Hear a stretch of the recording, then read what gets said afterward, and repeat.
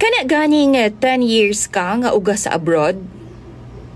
Tapos ni uli ra ka para sa kargadang dili na mo gana.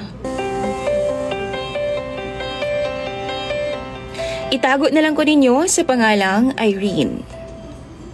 38 years old na ko, single mom, usa ka OFW DJ Sam, apan na 3 months na kong nakabakasyon dinhi sa Pilipinas karon. Ang tinuod DJ Sam, niuli ko dinhi sa Pilipinas dili lang tungod sa ako ang anak ug sa akong pamilya, kundi para na siya sa akong boyfriend nga si Loloy. Si Loloy DJ Sam, 42 anyos na siya. Pure nga ulitaw, ug naila-ila na ko siya pinaagi sa social media. Ganahan kay ko niya, ug nahumaling jud ko. Kay lagi, hitsuraan jud pod si Loloy. Dili jud pod papildi ang iyahang barog, ug ganahan kaayo ko kay lawom kaayo siya og dimples. 2022 mi nagkaila ni Loloy, ug daghan na kaayo mig plano sa kinabuhi. Ug simala pa niya, andam daw siyang magpaabot sa akoa. Bisan pa man, ug sige na lang kog extend sa akong kontrata.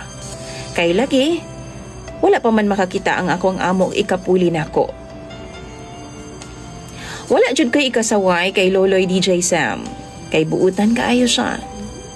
Gani, naay mga times nga siya pa ang gahatag sa akong ginikanan og allowance, kay naaman gud usahay madelay ang akong sweldo. Mao nang excited kaay ko nga makita nako siya sa personal. Hangtod nga 3 months ago, naabot na jud ang puli sa akoa o gipabakasyon ako sa akong amo dinhi sa Pilipinas. Happy kaayo ko, kay makita na jud nako si Loloy sa personal. Og tuod man, gisugat ko niya sa airport dinhi sa Cagayan de Oro o gidala ko niya sa iyahang girentahang hotel sa syudad. Wao na kumuuli sa among DJ Sam, kay gusto na kong una laanan og panahon na si Loloy.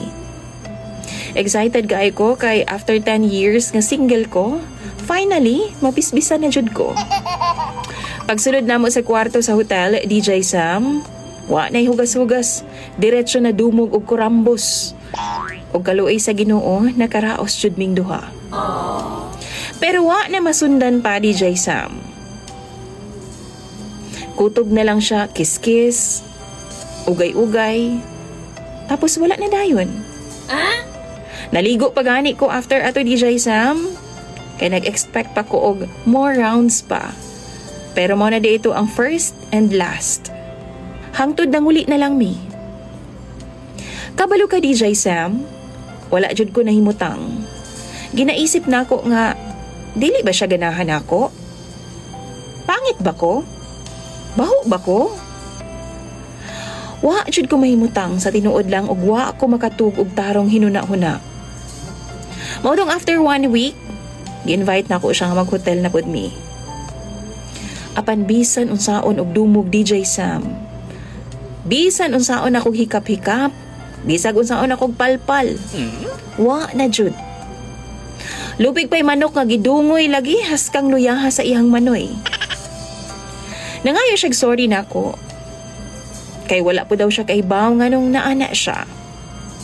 Nagsugo daw siya nga ni ana sa edad nga 30. Mao po daw na ang rason nga nung wa pa daw siya naminyo hangtod karon, kay gibiyaan ra daw siya sa ubang babae kay lagi talagsa raman daw mutukar ang iyahang gana. Sa tinuod lang, makatawa ko apan naluoy ko niya DJ Sam. Nga halos mapaslot na lang siyag pinukaw sa iyang manoy. Pero ingon sa nakoma na, kay dili na jud mo mata pa. Giundangan na lang nako siya DJ Sam o giagda na lang nako siya nga manuroy mi. Ug unya mga on mi sa restaurant duol lang sa mo ang giabangan nga hotel. Siya na unta mag-loving-loving kay bag-o pa man mi. Pero ambot, kausara jud taon gikan pag-abot nako gikan sa abroad. Ang kabalak-an lang nako DJ Sam, kay nag-propose si Loloy nako og kasal. Gidawat na lang nako, kay naluoy man ko niya. Pero sa tinuod lang, nagduha-duha baya ko. Kay imagine, Lifetime kong mag-antos ani. Kabalubit ang basic sa kaminyuon ang ana-ana, diba? Sa tinuod lang, DJ Sam, kaatraso na kay ko. Pero maluoy pod ko ni Luloy. For sure, masakitan siya o galing man.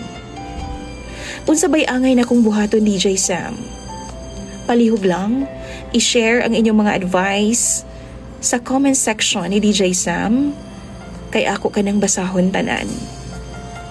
Imong follower, DJ Sam, Irene.